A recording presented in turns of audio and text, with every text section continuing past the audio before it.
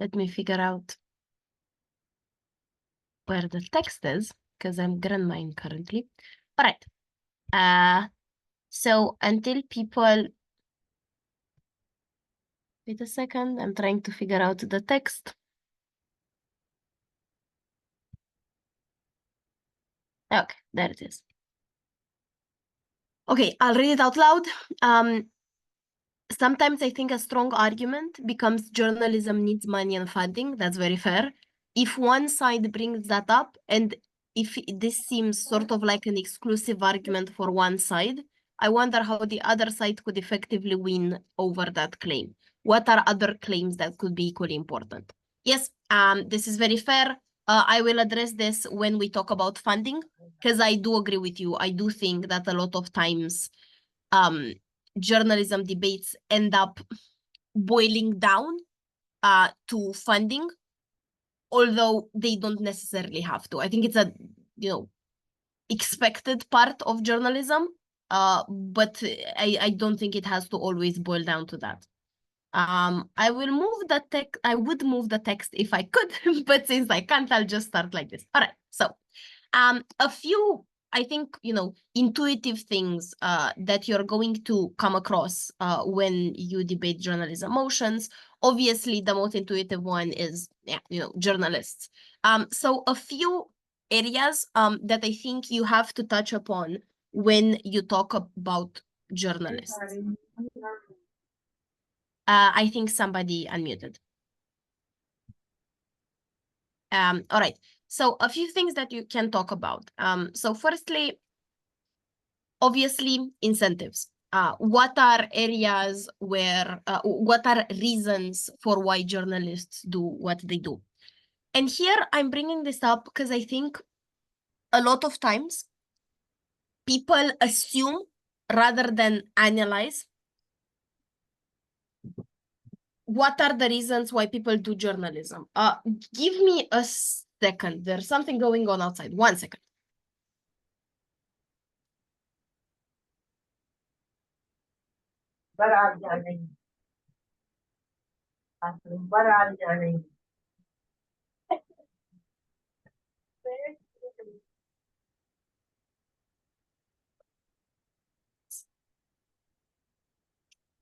Okay, sorry for that. Thank you. Okay, so I think a lot of times people assume that journalists do this for good reasons, and that because they care about the democracy, yada yada, which is obviously correct to an amount of journalists. But I think there's a few things to note here. One, you need to analyze this rather than just claim this. So yes, some of them do this because they want to inform people and to ensure that the people inside their country or in their area get correct information. I do think it's sometimes the case that some journalists choose certain types of domains because they make them more money. So you can definitely also argue money incentives, not necessarily in a perverted way, like that's why they got into journalism, but because it's a human desire, sometimes you do need to pay the bills, so you can't always afford to do the most journalistically sound investigations, but you sometimes also need to ensure that you have a living. So need for money can mean several things. One, it can mean that good journalists engage in, for example, I don't want to call them gossip columns, but the kind of what are celebrities doing columns in countries where this pays a lot, for example, the US, right? This means that they can, for example, choose to go towards being paparazzi rather than do usual newsroom because it's something that pays slightly more. It can also mean, for example, that they choose to go for big media companies or state media companies rather than going for smaller outlets that would have more meaningful things. I think thirdly, obviously, as with all other professions, you can claim that they do this also to ensure that they have a reputation and that they want to uphold it. but at first that they want to make a reputation of themselves, which, for example, can be used if you're trying to explain that sometimes journalists rush before checking an information they're broadcasting. 1 second, the text is going away. I think participants can also interact with the whiteboard, so please be mindful of that. This is to say that I think journalists, sure, I'm very happy about it, but I think journalists usually in debates have a very nuanced portrayal where people say, yes, they just want to do good, and that's correct in a lot of situations, but just be mindful that this is something that you can challenge, and that, as with most profession, there's a very wide variety of people that go into this with a wide variety of skills that employ them very differently, obviously. So just saying, don't stick to or don't accept one-liner characterizations of journalists. Secondly, sources of income. How does it work for most journalists? Because I feel like the way a journalist works is slightly different from a usual 9 to 5. So a lot of journalists have multiple streams of income, and they cross-subsidize. So, for example, you'll have a lot of journalists who write for one, big company that maybe they don't like that much, and then have other side hustles that they enjoy slightly more. There's 3 types of people who do journalism. One, you have some people who are full-time employees. So, for example, people who work for the BBC 9 to 5. The people, wait, I'm gonna write them. The people who do that very often are not allowed to write for other outlets because they have the intellectual property they gave up the intellectual property for their articles and they have exclusivity with that newsroom. Secondly, you have people who are collaborators, which is what I mentioned, people who have several streams of income and write for several publications, which obviously means that they don't have exclusivity with any of them, but the publication for which they write the specific piece owns the specific piece further on, right? And they can use it however they want. And then you have people who are working in finance and who just do periodical pieces, for example, for The Economist or the Financial Times. Or you have university teachers, professors who write an opinion piece for the New Yorker from time to time. So I'm going to put this as one article stands. So these are people who are usually not journalistically trained, but they have picked up on how to do this further on, and they write from the perspective of a expert a lot of times, more than like the daily working journalist. The reason why I think this sources of income part is relevant is because, again, a lot of times journalists are treated very monolithically, and I think people will always assume that you have the full-time employees as journalists, but you can always bring up that there is significantly more types of journalists. So then if Gov claims, oh, but this is going to be bad because all journalists will be corrupted by this because they all work in media rooms, you can say, yes, but there's a lot of people who aren't tied to one organization.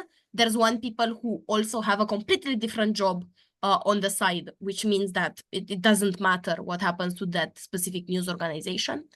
And so basically you have people who are tied to one organization and you have people who are independent. And the last thing I would bring up in terms of sources of income for journalists are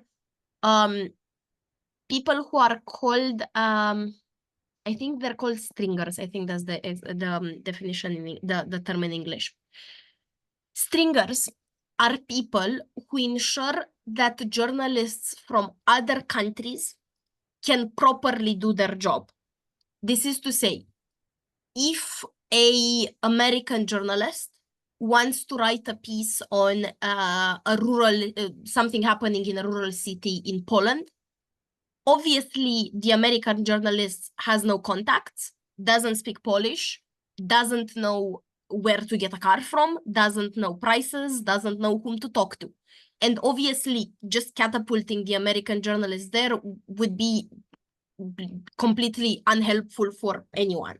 So then all people who work in a different country or who do a piece on a different country than the one that they're actively working in use a stringer. A stringer is a lot of times another journalist from that country who knows the language, has a driver's license in that country, knows the people, can act as a translator, knows how to book a hotel or what hotel to book that is safe in that area. And basically that person is paid a lot of times quite a big amount compared to what the stringer would make in his or her country. And they assist the journalist all throughout their job in that country to make sure that they get the job done. So basically, they're the local aid for that person. And a lot of journalists either do this on the side, either sometimes do this for some years entirely. And afterwards, they develop connections with the big newsroom that they have helped. But generally, this is quite obviously helpful for both the journalist coming in and the journalist helping out. Before I move on to the last piece, any questions? I'm going to give you 30 seconds. Feel free to reach out. Any additions? Anything you'd want me to follow up on? I'll see if there are other comments in the meantime.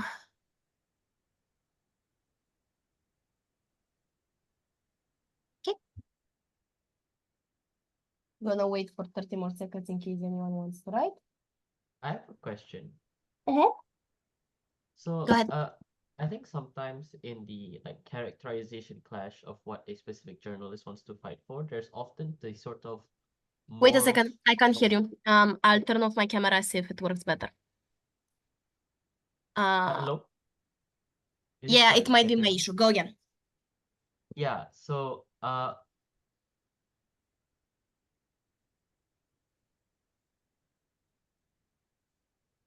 I think I can hear you. You can go ahead.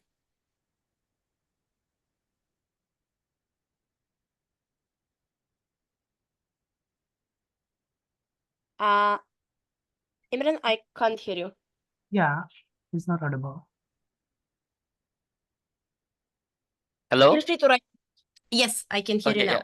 Okay, sorry. So I was saying that sometimes there are like characterization clashes of the journalists, like who they are, and often something that comes up a lot is like their moral standpoint. And I think that I find it very hard to weigh how the morals of a journalist play in part and how these act in more better interest compared to things like money. So like how would you suggest weighing on like proving the analysis of why a journalist may care more about their moral integrity or their moral standpoint of an issue, why they're not willing to trade this off compared to things like cheap money or power or things like that? Because I come in a circuit where it's very hard to run things like actor principles. Yeah, I will often just say this is not tangible benefit to the actors, therefore I can't really credit your argument. Yeah, this is very fair. So how do you prove that they care more about their moral principles than money?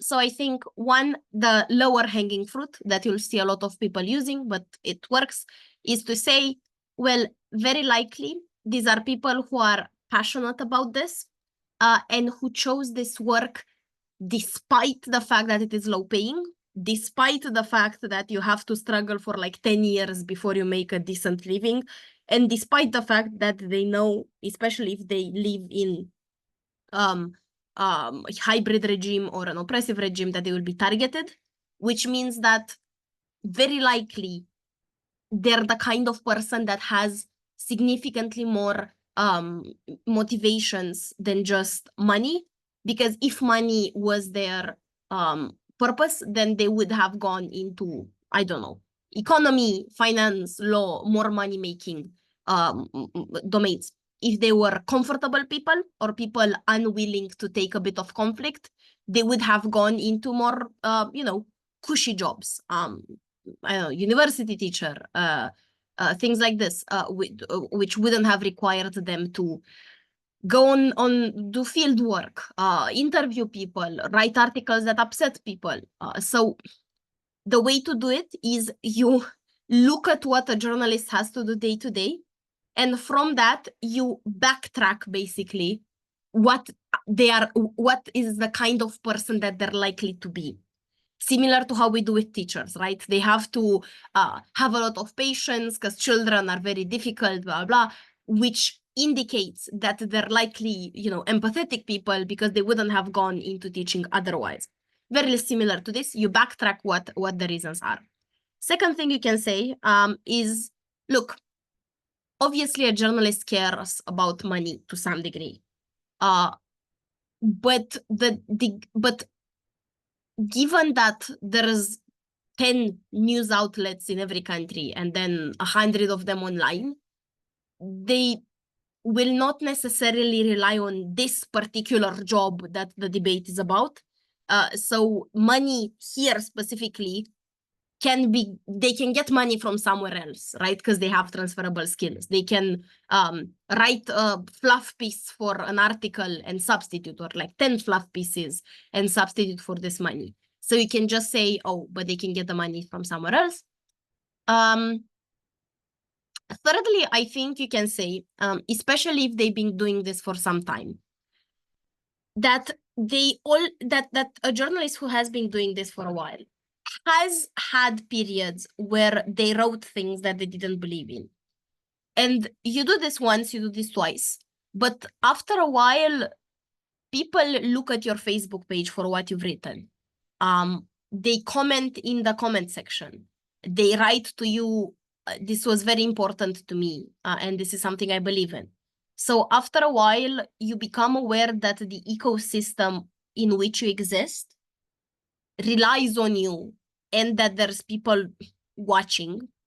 So then even if you would be tempted to prioritize money and maybe compromise some moral things, you become integrated in a network of readers and of other journalists that enshrine a bit of responsibility in you, right? Because you feel watched a bit. Sure, you're not watched by an entire country like politicians are, but you're watched by your microsystem of readers and fellow journalists, which kind of means that a lot of times you will be subject to scrutiny if you throw away your morals. I hope that answers the question. We have others. What is the incentive for media companies to hire collaborators when they can't claim intellectual property on these people compared to 9 to 5? Very fair. Important distinction. They can't claim exclusivity for a collaborator. So they can't tell the collaborator, you're only writing for us. But they do own the intellectual property rights for the specific piece that the journalist is writing for them. So you have ownership as a media company fully over what is written for you and for your publication. You don't have exclusivity with journalists. The reason why they hire collaborators, and by the way, a lot of media companies uses collaborators. Like even the big ones, like BBC, CNN, The Economist, have hundreds of collaborators. And they have some amount of hired people, but overwhelmingly, even big media companies use a lot of collaborators. There's a few reasons why they hire them. You don't have to pay them health insurance. You don't have to pay them pension funds. You don't have to pay them benefits. You don't have to pay them paid leave. So these people who work as collaborators are fully independent. They're freelancers, which means that you have virtually no responsibility for them as a newsroom. So this is the first one. The second one is that it's very useful because let's say you're a publication that generally does news. But from time to time, every 2 weeks, you will want to do a piece on, I don't know, the art scene in your city. You don't want to hire a person for that, but you also want to diversify a little bit. So then hiring a collaborator twice a month makes so much more sense for you than overburdening somebody who's done news and knows nothing about art.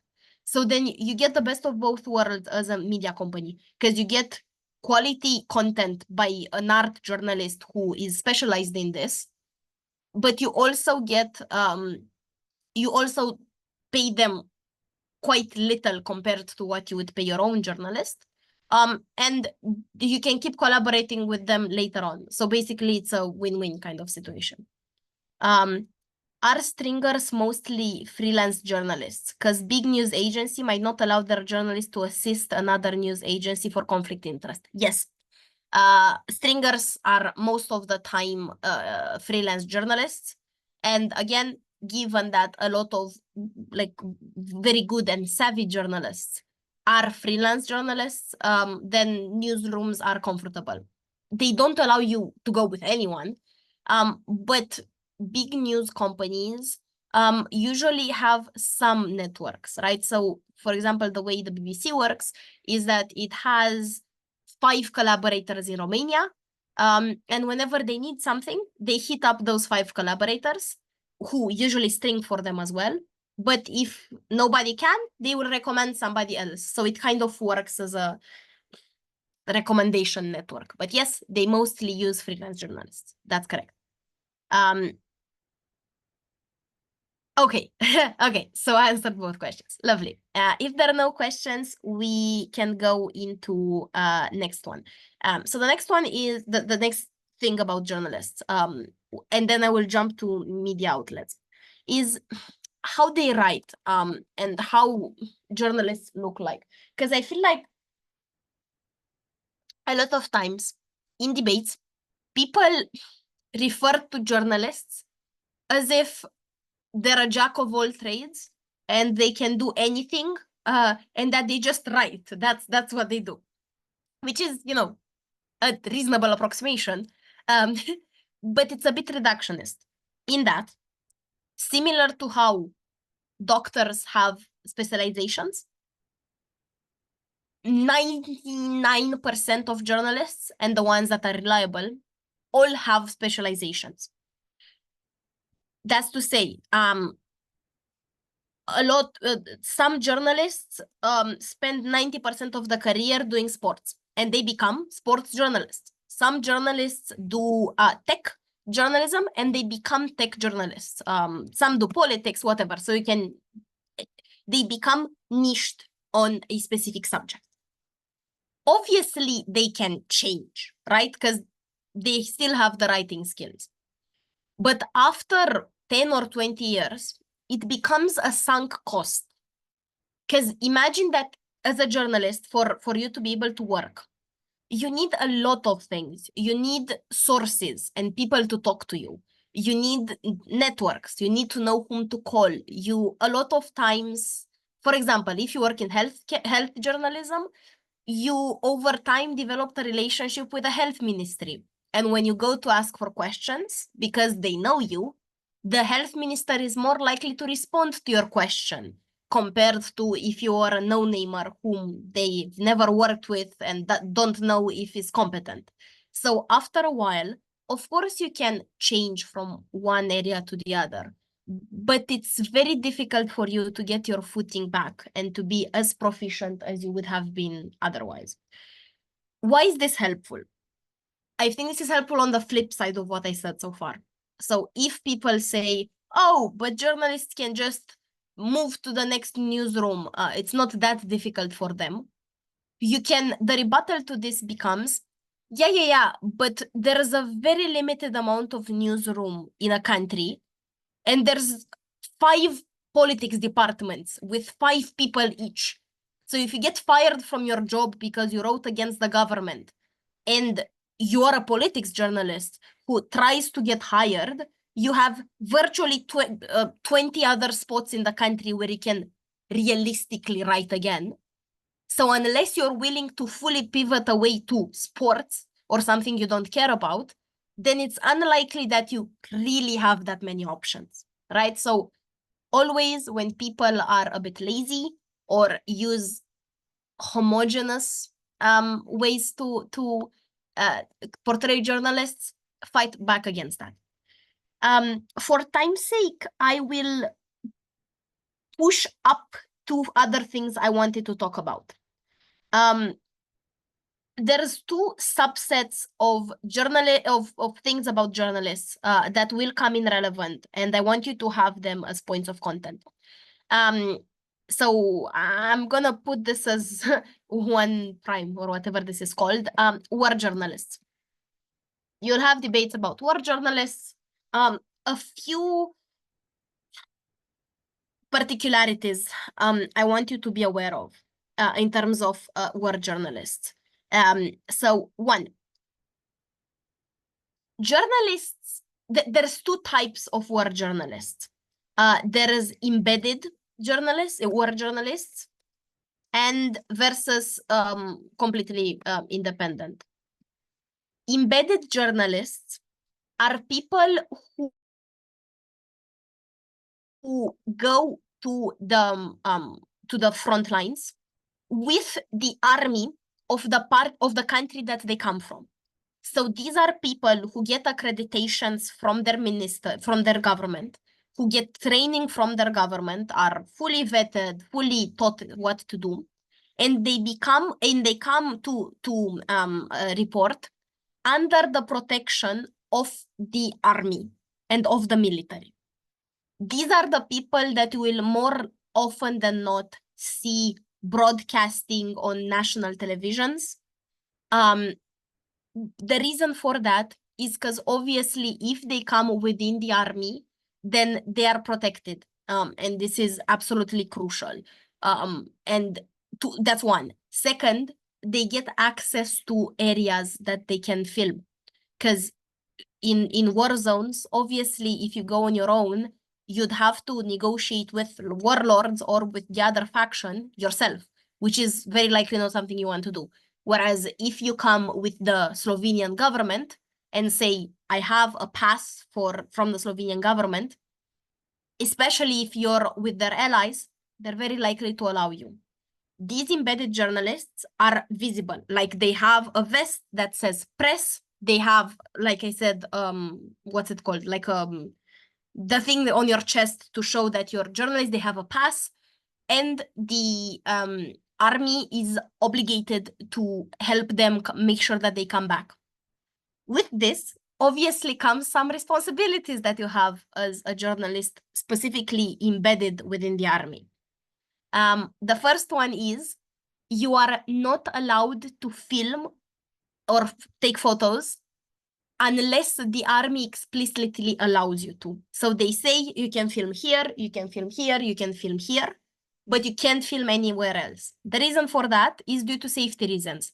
Because if you live with the troops, they live with the troops in their tents, right? For 10 days, and you take photos inside the main battalion, you might end up taking photos of maps.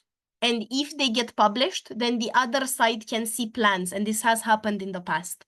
So for this reason, the rule is you never photograph anything unless you have explicit permission to do that. Secondly, is you have to do everything that the army says.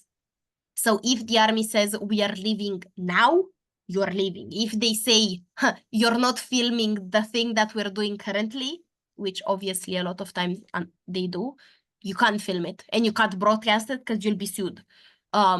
So you are under their protection, but you're also under their rules 100%, which obviously means and can be used to say that a lot of war footage that we get is biased, and it would be impossible for you to show the horrors that your side is doing if you're coming with your government, because they would never let you. Like you give them the stick from your camera so that they can check what you have filmed. Last thing I will note about war journalists is that they are obligated to get life insurance and health insurance.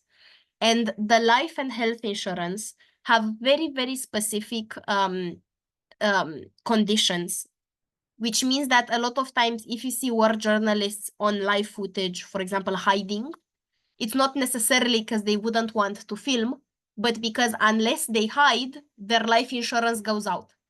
So they a lot of times act careful because of that. This is embedded journalists.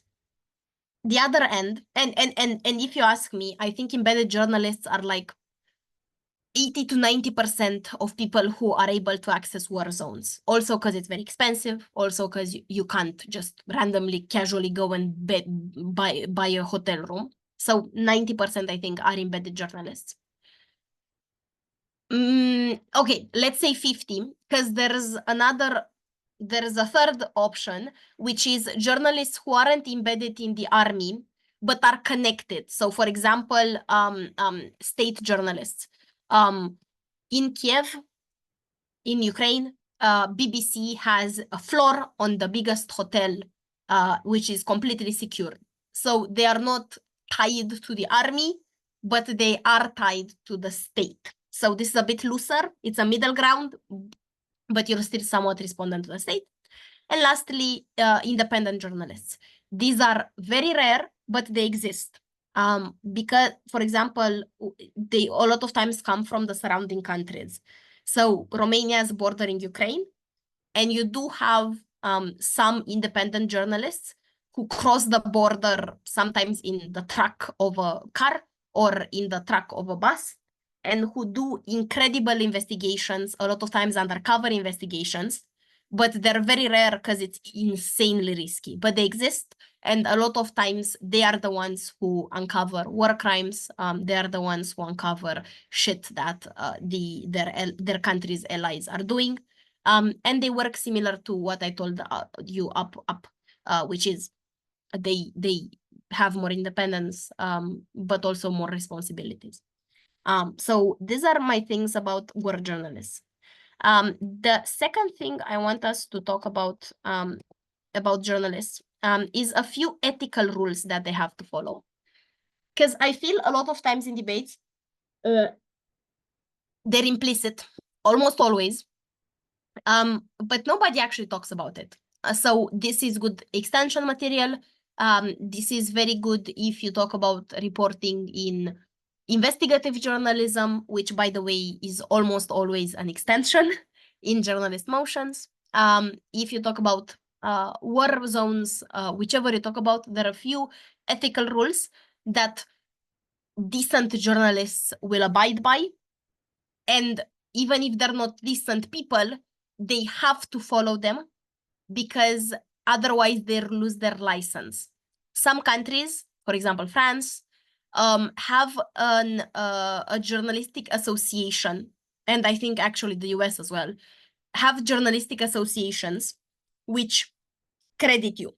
Obviously, you can write without that license as well, but it's fishy. Like, you kind of need that to have credibility.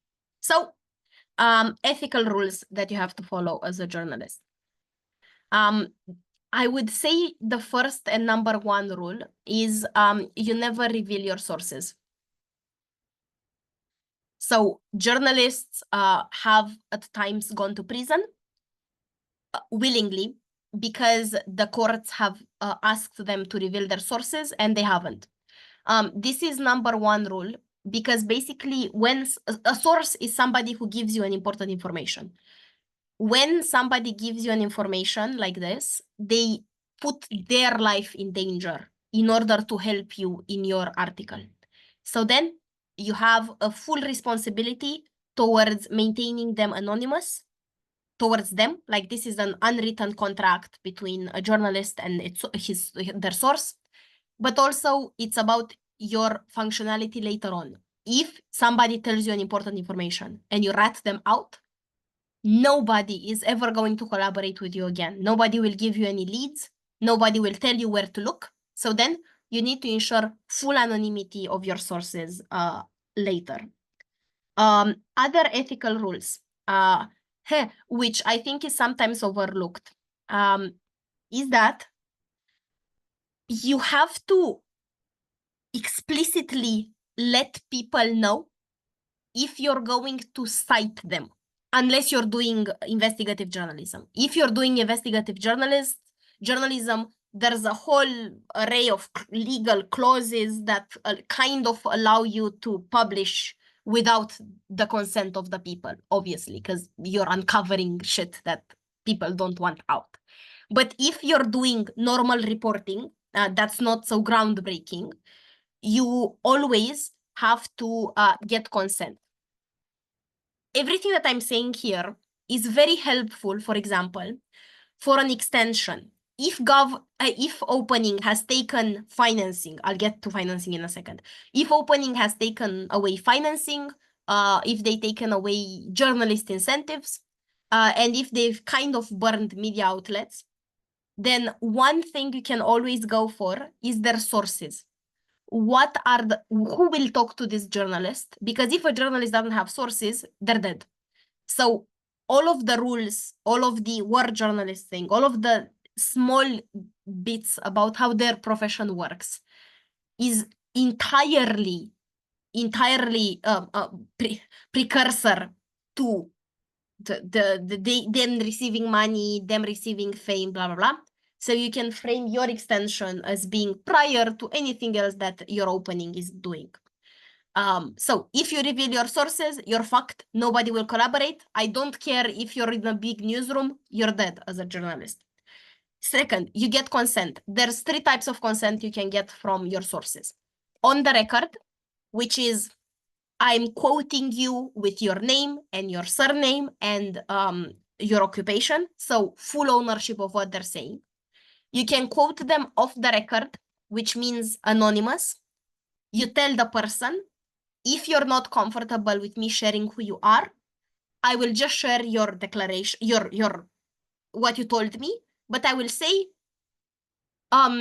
people who are close to the president, people who work within the domain, people who have worked in this hospital. So vague, you cover their identity, but you still give quotes from them. You use the information they've given you. And last one is called on deep background, which is somebody, let's say there's a health emergency in one of the hospitals. There is currently prosecution and investigations from official authorities inside the hospital. And a nurse from that hospital knows that somebody royally fucked up. Obviously, the nurse can't come forward. They can't tell their superiors because they would fire her. They can't tell the police because then it will be clear who did this. But the nurse wants the truth uncovered. So they go to a journalist and they say, I have this lead. This is the person you should be looking into. Look for the records from this week where the fuck up happened. Here is where you find the records. You are not allowed to use any of my quotes. You're not allowed to mention that you talked to me. But I'm giving you a lead because I want this investigation to happen. So you can agree to help a journalist on deep background, but then they have the highest degree of responsibility to not reveal who you are as a source. This is the second relevant rule. There's a lot of them, but I'm going through them. The last relevant one is you check from 3 sources. This is very relevant in debates about misinformation, in debates about breaking news, in debates about the 24 hours media news cycle. A lot of times, the way media outlets work is that journalists take the news from another media outlet that they trust, they modify it a bit, they cite their source, but they take it from somebody else. And then a third media outlet takes it from the second media outlet, cites its sources, but it's still the same. This happens for 4 media outlets. So by the end, you have 4 different news articles reporting on the same thing if you read 4 articles, 한번 더 보세요. somebody's unmuted. If you read 4 media articles from 4 different outlets, very likely you as a reader are gonna be like, yeah, okay, this is very likely true. But very often, these articles all have one source. The initial one, media outlet 1, which they took it from. This is not unprofessional. This is just how it works in newsrooms, because there's hundreds of things happening daily. You can't send your reporters to check on everything. Also, because sometimes it happens thousands of miles away from you. So you just pick up from reliable sources. But a lot of times this means that the fact-checking inside newsrooms drops massively. And recently, there's been a lot of firing of fact-checkers because newsrooms are shrinking. The correct way to go about it is that you would need to check from 3 sources as a journalist before reporting about anything. But a lot of times this doesn't happen. So when you talk about how fake news is spread or misinformation, obviously it's ill intent, but sometimes it's also fuck-ups. People not checking from 3 sources and then getting burned and spreading bad information. They apologize afterwards, blah, blah, but the harm is already done. So you can always use this when you're trying to say, if an information gets out, it's very, very hard to take it away because to take it back because it gets picked up on by other people. Any questions so far before I move to media outlets and how they work? I'm gonna give you 30 seconds and I'm gonna see what else we need to go through.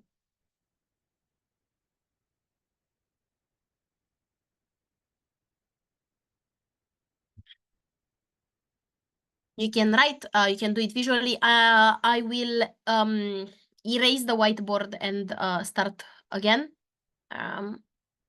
If you want to take a photo.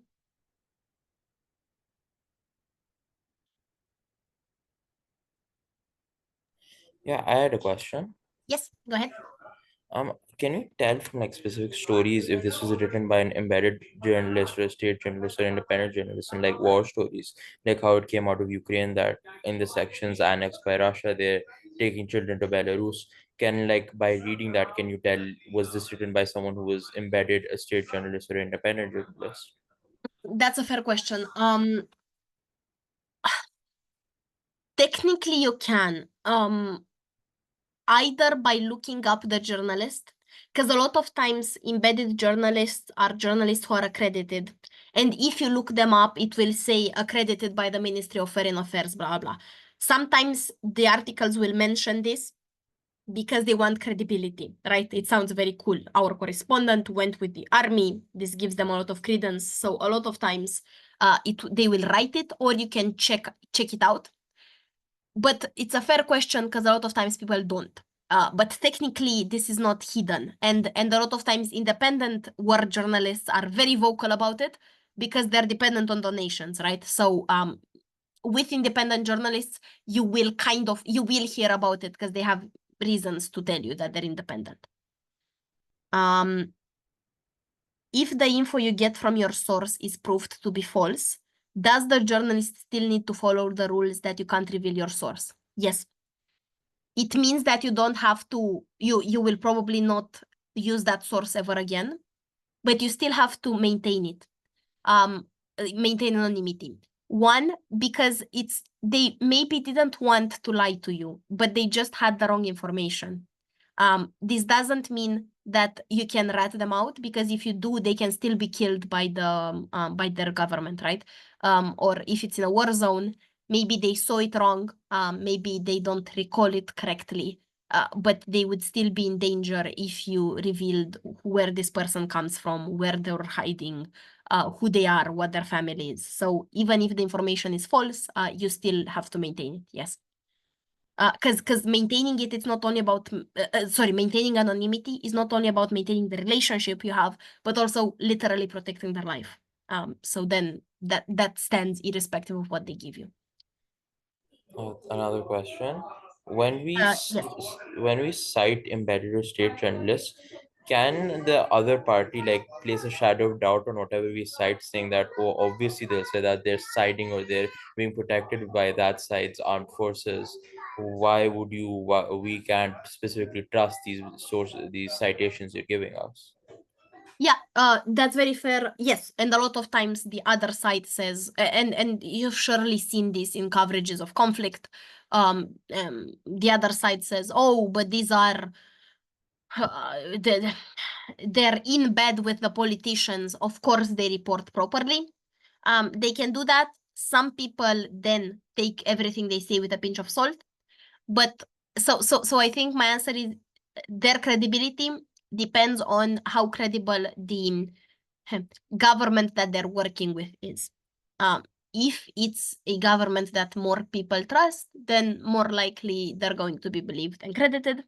If not, then less so. But that's a very fair question, and you can challenge that when people, if it's a debate about who are journalists. Yes. I'm going to clear page. I hope this is, yay. All right, it worked. I'm aware it's 25 past. I will try to stick to another maybe 15 minutes because we started a bit later, sorry. But I really want to get through news outlets as well. So the second part of this, and quite importantly, is news outlets. And let me remember, so somebody asked about state-owned and how it works, and somebody, citizen journalists, social media journalism, and big media houses having the same outcome. Yes. Okay, I think this is everything we got. So news outlets. Hey, there is several things about news outlets you can bring. Ideally, when you have a motion about journalism, I would heavily advise that you bring news outlets from opening. Because even if you prove every fucking thing about journalists, if you don't prove at least something about media outlets, it is very likely that closing will steal it from you. A lot of times because newsrooms are considered to be the only way through which journalists make their money. So then either you need to prove diverse funding for your journalist, case in which you are less at risk if closing brings up news outlets, but you need strong characterization on opening in order for this to work. But just to be sure, I would advise you bring content about news outlets. If your opening doesn't do that, heavily do this, right? If you manage to portray the news outlets as employing 90% of journalists, either as full-time workers, either as somebody's unmuted. Ayan, you're unmuted. Either as collaborators, then if you prove something changes for the news outlet, then very likely you can circumvent and take over your opening, rebut the diagonal team, everything. So the most intuitive one is where they get their financing. And I respond to the question as well. So the first one obviously is state outlets. So where is, anywho, I'm going to use parentheses because I can't find the other one. So BBC, CNN, state. It's usually just one. It's very often decently funded, and technically it should be impartial. More often than not, it is not. And the issue is that obviously being state funded, it is entirely dependent on what directives they get from the state. Even states that are considered to be impartial, so, you know, kind of democratic states, blah, blah, a lot of times sneak in some things. In that maybe they give a bit more airtime, maybe they report slightly better about politicians in power, but not always. So state outlets are usually most stable, even in conflict, even in recessions. They are still funded and they will still get decent amount of news and news coverage. So if you work there, your job is reasonably insured, but it also means your independence is very small. And flexibility is also small. So state outlets tend to be conservative, but I mean, they report on very basic things. They report well and thorough, but they won't allow you to do a quirky news segment about I don't know what, because they can't afford this, right? Because they are funded from taxpayers' money. So what they give out has to be fully helpful for as many people as possible in order to justify their existence. A lot of times they have radio station, TV station, sometimes like physical newspapers, but more often than not radio and TV. In countries where journalists, actually no, I think in most countries, they are not the main one. Maybe they are, they surely are relevant. Maybe they have, maybe people watch it for the basic news. But even in countries with lower journalistic traditions, there is a lot of alternatives to them. So then if you have a debate about state versus like state media, make sure you do characterization, because I think a lot of times the implicit characterization is that state media is the one that everyone's gonna believe. This can be true if you analyze it, but it doesn't have to be true, especially if you put it into perspective of there's 5 other news outlets. So then don't fall into this unless it's helpful for you. So you have state ones, you have private ones. And when I say private, I differentiate them from independent. Private news outlets are the ones owned by someone else who is not the state, but still someone who funds and decides what they publish. This can be, and a lot of times is, rich people, sometimes politicians, although some countries have regulations against that. A lot of times they also have TV channels or radio shows. A lot of times, especially if they're funded by rich people, which they reasonably are, they have just as much coverage as the state one. And a lot of times they are, if not directly affiliated with parties, they cater to a specific niche inside the population. So they will be somewhat ideologized. I don't necessarily mean that they will favor X party, because I feel that's a bit reductionist. But I just mean, if their public is people below 40 with high education and who have exposure to other countries, very likely the reporting will be left-leaning, potentially economically liberal, potentially socially, what's it called, like social left, because these are the kinds of people that they will favor. So when it comes to elections, when it comes to what kind of politicians they're inviting, a lot of times they will be left-leaning. If they cater to the Romanian rural countryside, who tends to vote conservative and tends to have traditional worldviews, these are the kinds of politicians and spokespeople they will invite. So when I say that the private newsrooms are ideologized, I don't mean politicized necessarily, although they sometimes are. I just mean that they respond to a particular kind of public, so they will follow the broad ideological leaning of that public. The last one are the independent newsrooms.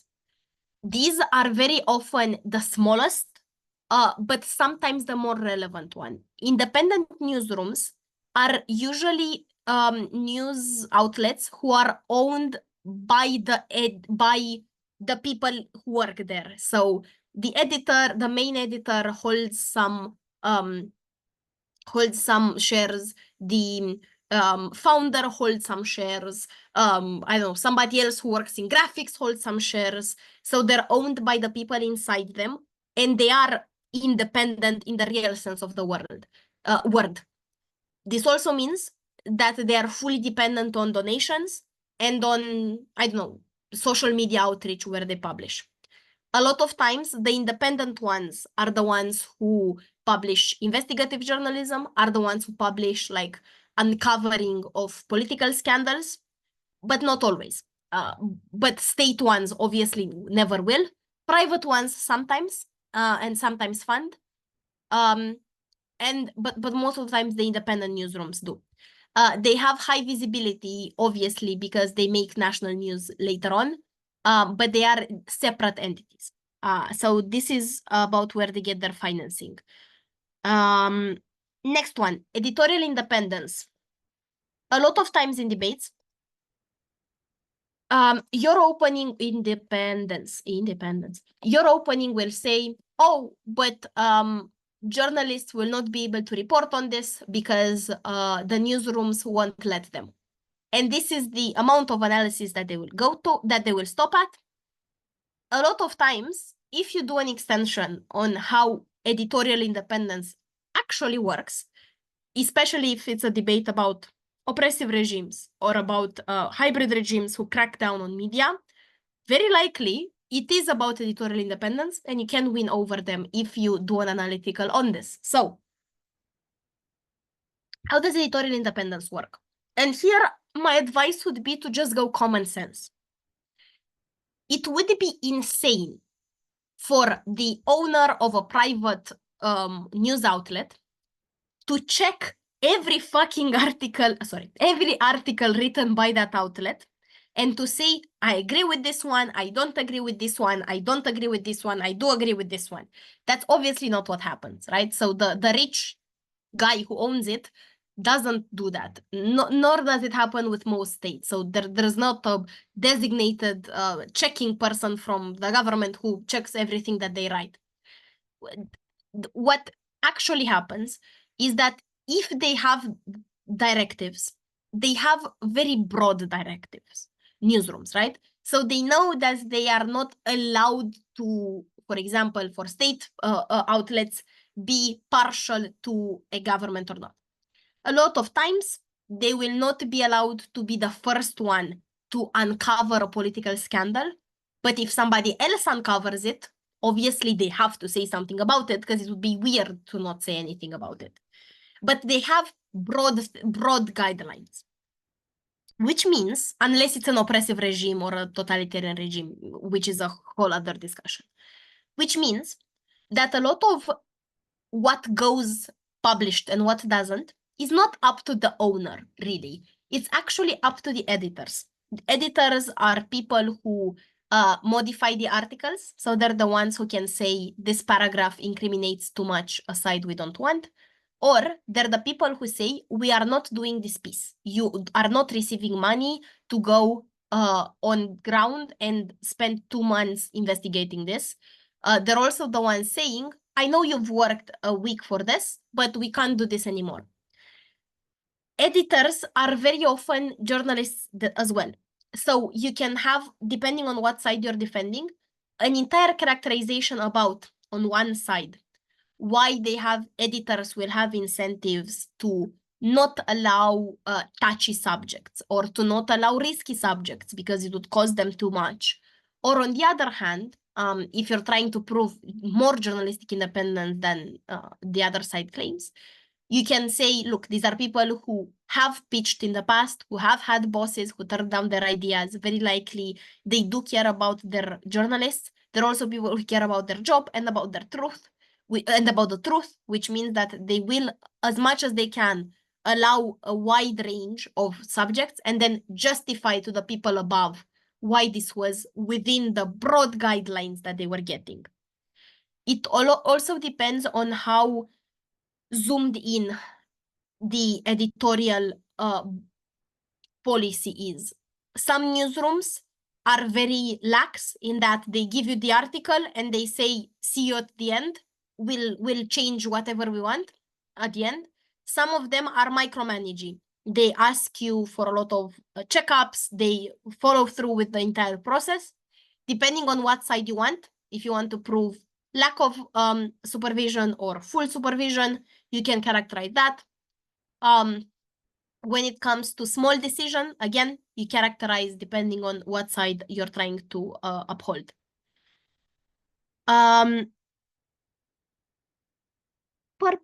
Competition. And I think this also responds to the question that that I got in the beginning.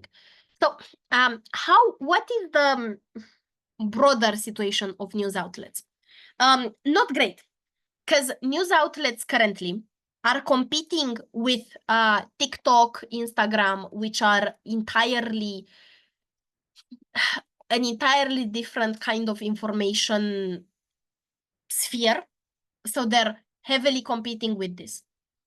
Disadvantages for news outlets is that they have longer segments, they are harder to stomach, people have to actively tune into them, open the TV, open the radio, stay in the room where the TV is, actively listen. But on the other hand, obviously they reach more people, and obviously they have a lot of times more notoriety, know more things, have more connections than the TikTokers or Instagrammers. So this is one area of competition. The other one, obviously, is that they compete against themselves. If you are a newspaper, you are competing with all of the other newspapers. But importantly, not only are you competing with them for the broad public, but you're competing for your niche of population. Remember, I told you that all news outlets have a particular profile of person that they cater to. A lot of times you don't fight for people because that's too broad. You fight for your niche of people with other newspapers going for the same niche of people, which means that you actually have insane amounts of competition. Because if your niche is youth under 25 who are left-leaning, then you're competing with TikTok, Instagram, Facebook, other news outlets for maybe half an hour of their time, which means that you have a very, very high threshold. You can use this if people say, oh, but news gets out anyways. Very rarely it does, because always you're trying to target specific niches of people. Always characterize what is the kind of niche that your news outlet is likely to cater to. And they also compete with TV and radio. TV and radio and written press are very often not mutually exclusive, but they're also in competition with one another. A lot of times the written press being in slight disadvantage to TV and radio. So if you are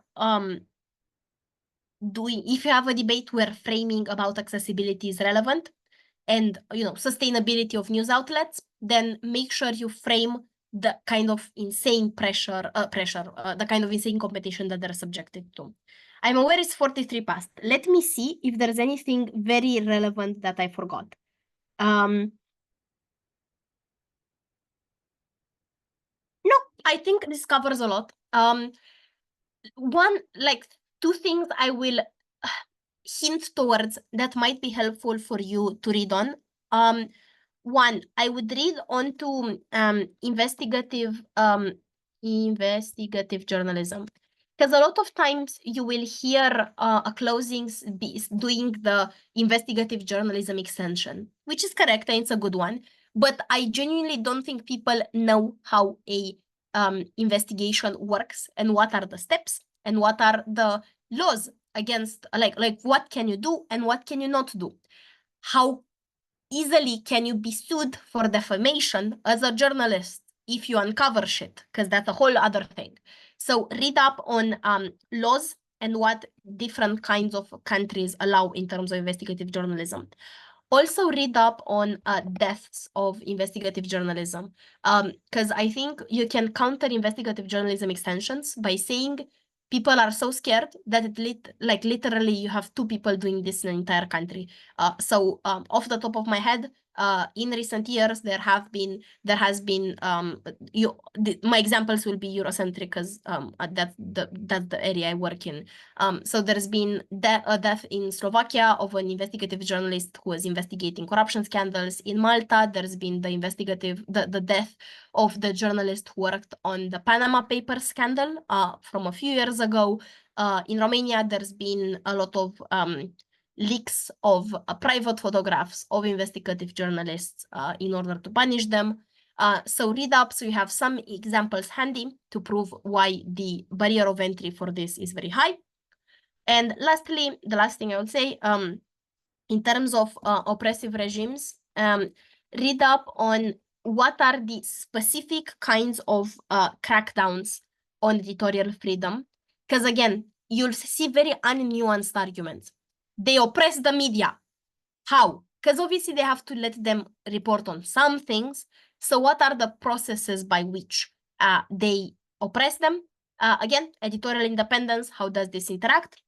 Yeah, so crackdowns and what is the general environment in which journalists work.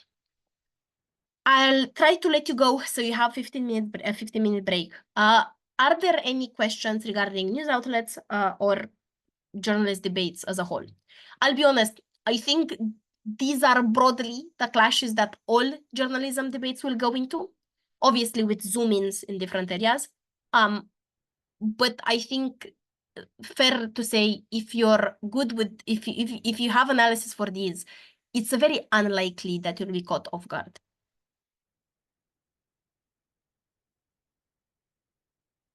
I'll give you 30 seconds. Also feel free to unmute. I have a question. Yes. Let's say we are on the side that is defending the state journalists. How will we get to the opposition's point in which how state journalists can be biased towards how the state will try to promote itself as a good government? Do you mean, is this about war journalists or state journalists in general? State journalists in general. So you can apply the things I used before, which is you still have some ethical integrity, you still care to appear a reasonable journalist. But I think the even more common sense answer is, if you want to be really efficient in promoting your government, you need to be sneaky in that you can't really only say good things about a politician who very publicly has scandals and problems and everything. So the way in which state journalists, even if they are broadly biased, the way they will report is that they will still say some shit, but they will say the shit that is known already to at least appear impartial, because it's important that you at least appear impartial, which obviously means that you still manipulate to some degree, but it also means that the public does get good information, even from somewhat biased journalists. And the last answer is, even if the state journalists are fully biased, you have private outlets, for example, or independent outlets that will counter that. And if the state journalists are complete shitheads and they really don't report on gross misbehaviors, then the other outlets will have a win because of this. Thank you. No worry. Anything else? I have a question. Yes, go ahead, and there's one in the chat. In cases of economic debates, is it better for us to develop our arguments from independent journalists or private journalists? Because in a lot of cases, it could be said that in the case of this specific economic debate, knowing that the person who's affiliated with the private media outlet, they have nothing to benefit if the case goes in that direction. So the other party could say that this private news outlet would obviously say that because it doesn't benefit the person that runs them. Would it be better for us to then develop an argument from an independent journalist, even though they might have not covered that issue in as much detail, maybe less biased, but not as much detail as the private one did? Yeah, yeah, yeah, I think the general answer is yes. But if it's yes, so if you want to go for full uncovering, probably you want ideally to argue on independent journalists. If it is about a specific country and you have spec on private news outlets who are safely funded by people who would allow them, then feel free to enter that as well. But if you don't have specifics, then yes, independent. I'll read the one in the chat. Are paid credible newspaper formats largely inaccessible for the general public because it works as an entry barrier? For example, a platform that only allows up to viewing 3 articles if not subscribing. Yes, that's very fair. That's a very fair question.